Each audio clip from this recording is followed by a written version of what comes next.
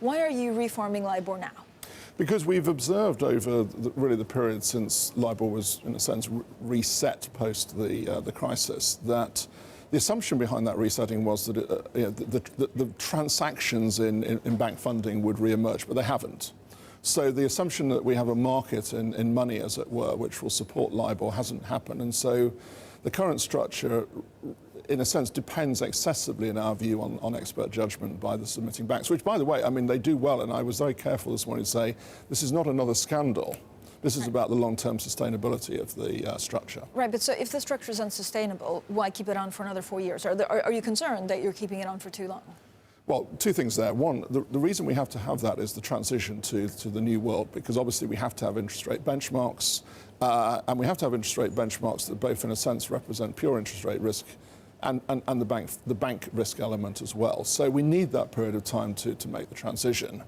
The second thing I'd say is that therefore we've been in very close exchanges and conversations with the panel banks, the submitting banks, to ask them to continue to submit during that period to sustain Libor so that we can emerge with something different. But if there are not enough or insufficient underlying transactions, how accurately can the replacement actually represent the true cost of money?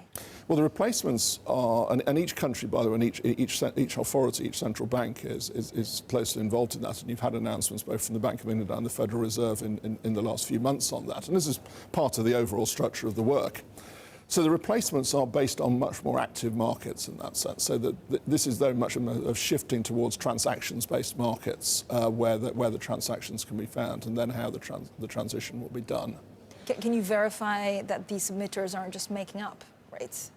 Well, they're using so-called expert judgment. There is a lot, as I said in the speech, there is a lot more scrutiny of this, starting with the panel banks themselves and the governance they have around that, then by the administrator, in the case of Libor is IBA or ICE benchmarks, and also by us as the regulator. So there's a lot more around it. But we still feel that a system that is based on expert judgment is not one that really we want to see indefinitely. How long have you been working on this? Well, I've been working on it ever since I came to the FCA, which is a year. I mean, the work actually has been going on longer. And I should say internationally, Governor Jay Powell of the Federal Reserve and I chair the FSB group that's overseeing this work. So that work has been going on before my time as well. So this is not a new piece of work. Will it have an impact on HIBOR, for example, in Hong Kong? No, or similar local LIBORs local IBORs, are very much the responsibility of local authorities. We're not intervening in that world.